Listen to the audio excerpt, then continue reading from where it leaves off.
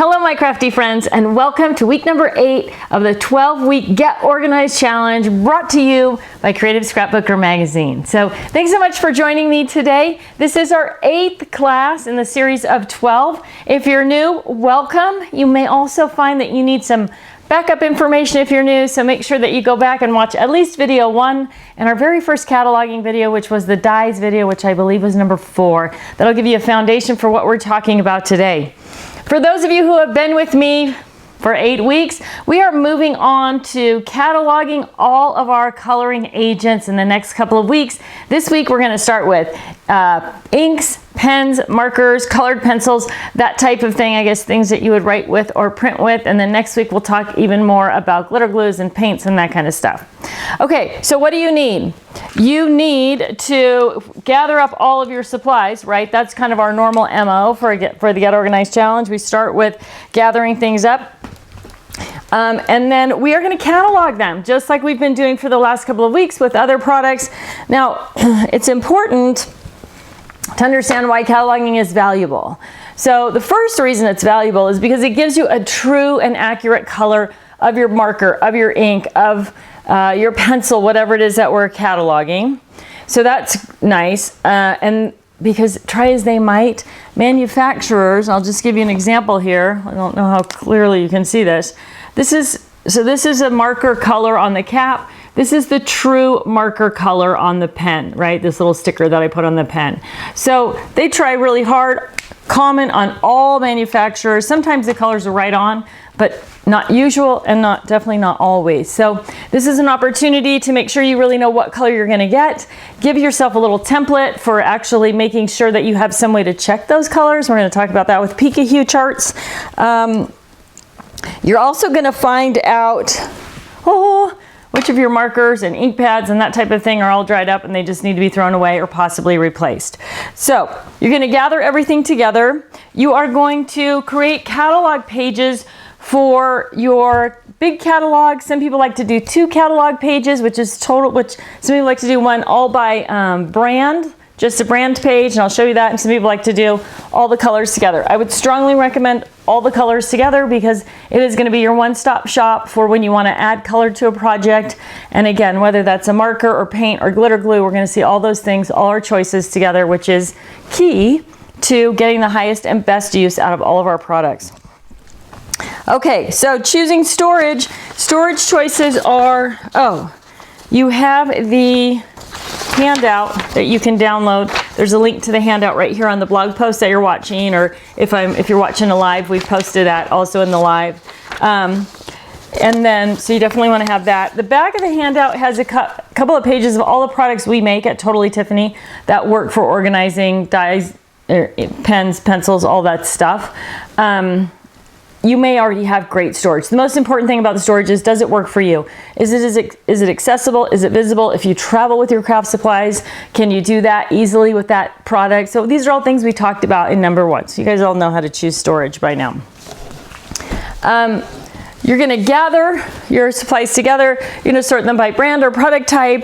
You're going to label each of them. Most of them already have a name or a number that you can use as a code, but if they don't, you need to add one. So it's easy to find those exact colors in your catalog.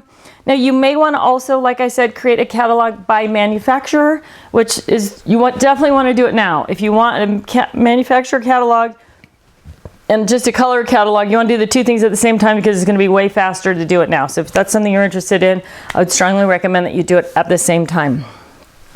You've got links in the handout and in the blog post to the different, what we call Pika-Hue color charts, and I'll talk about those in a minute. I'll show you the different types of them, and then you can decide which one or ones you prefer to use. I love the big box I love the big box. It's easier. It gives you the most color. You can use it for everything. And then we also have the pen chart and big boxes, pen chart, and a glitter glue chart. So those are your 3 choices for that. Okay, store your products. So this is a little bit different. We're gonna go through and catalog them and then put them in the storage containers once we've got the color things added to them. Okay, so where are you going to start? What do you need? Let's talk about PicoHue color charts. PicoHue color charts. This is the big box. You'll notice when you download this, it's free. It's a free download right here on the website. When you fold it, it has a fold line down the middle, and that is so you can punch holes in both sides. So I'm going to take something like this. If you don't have the big We Are hole punch, it's awesome. And I'm going to punch a hole in the center, or whoops, first I'm going to put it in the right hole on the thing. So now there's holes in the middle, right? That is what that is for. I would recommend waiting to punch the holes until after you have added the color, because if you punch the holes when you add the color, it makes it difficult to, you know what I'm saying, to get over the hole, and it makes a bigger mess, so we don't need that. Then if you're doing by designer, so you want to get something like this. Now this is the Distress Inks color catalog that is available on the Tim Holtz website. We have almost all of them are on the Get Organized Challenge group on Facebook in the Files tab, and I've linked that in the handout too. So if you're looking for a particular brand that you like, Sukaneko or Tim Holtz or Stephanie Bernard or anybody that has one out there. I said Stephanie, I don't know for sure that she does, but any of them that we have found, we've put into that file. I haven't. All of you have as participants in the Get Organized Challenge. So that might be the first place to go and look and find all the manufacturer guides that you need. They might already be there for you. So if you're going to do manufacturer catalog, that's a good place to go. Especially if you're a collector or you want to know what you have and what you're missing. This is a great one to download and use and fill in at the same time so that you know exactly what you're getting. Okay, so I'm going to go back to something I talked about the last couple of weeks, is these paper stickers, which work awesome everywhere. So I use them to confirm color on this marker. I use them to confirm color. So this is a tri-blend, this is an aqua, 3 different colors of marker.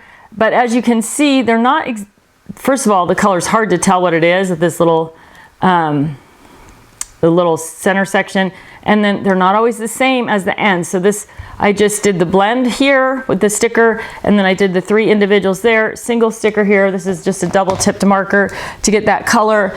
All of these already have their names on them, right? So I didn't have to name them or give them a name. Most markers and pens, inks, all that stuff is gonna have a name, but if not, you're gonna need to label it with a name, just using you might give it your own number, just using a Sharpie.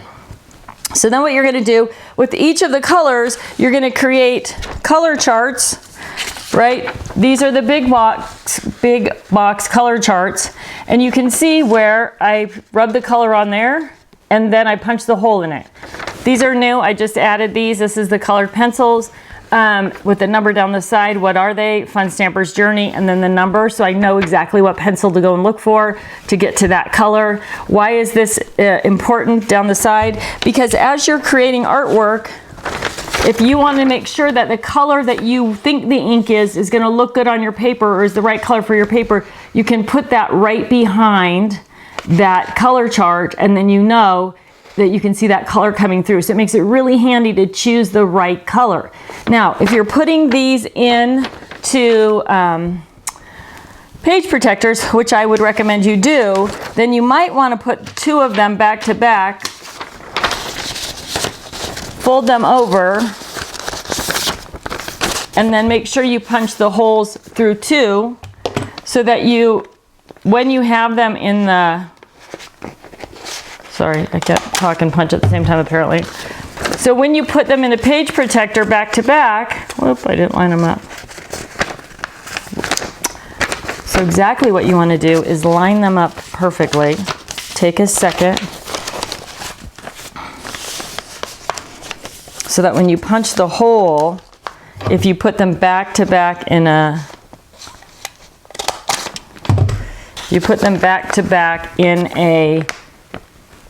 sleeve, I'm sorry, my brain isn't working today. So if I have color on this side and color on this side and they're in one sleeve, I'm still going to be able to use that option of what color is it coming through this way, and then on the opposite side, what color is it coming through that way.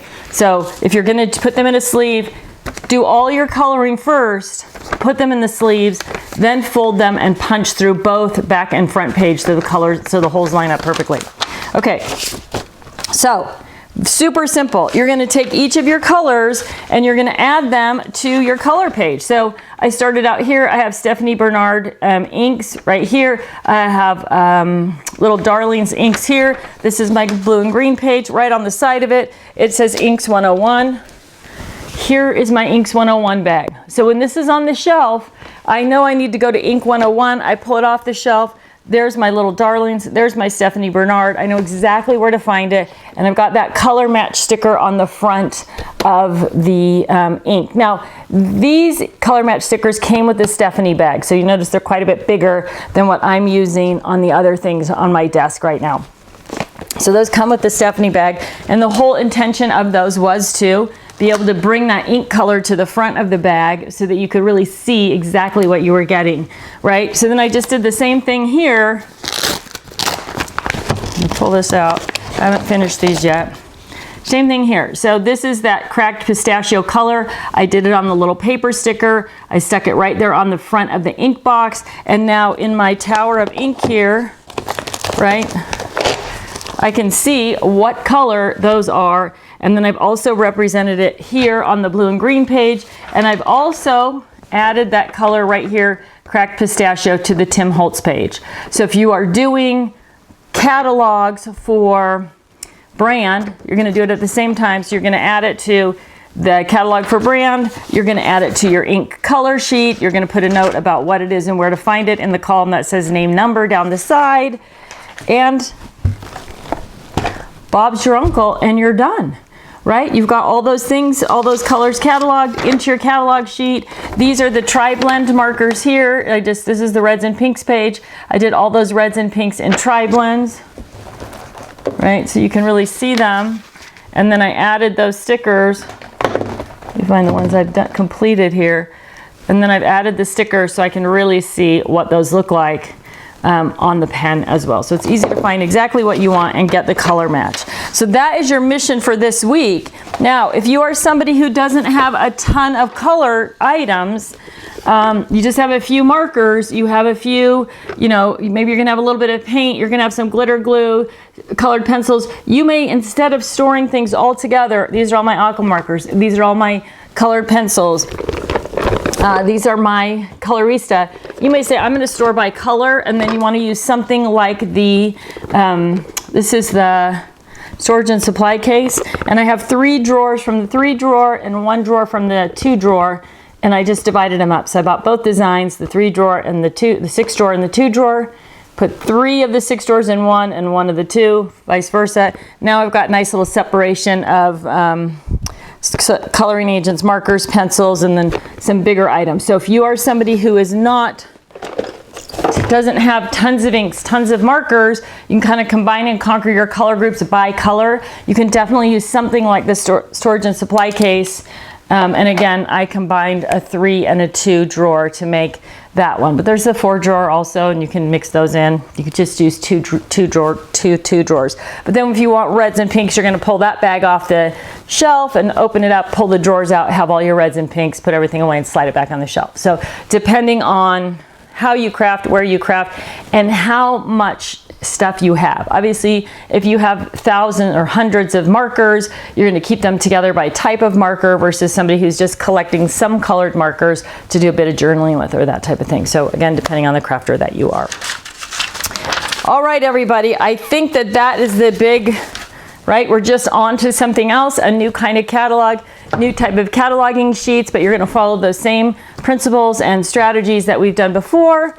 Get everything organized on your catalogs, put everything away so it's easy to see, easy to reach, easy to use. That is your ultimate goal. Okay, so this week I want you to decide what type of storage tools you're going to use, and then gather all of those things together, create your catalogs, and sort a few containers of coloring agents. What's going to be your goal this week? I'd like to see you do 2 or 3.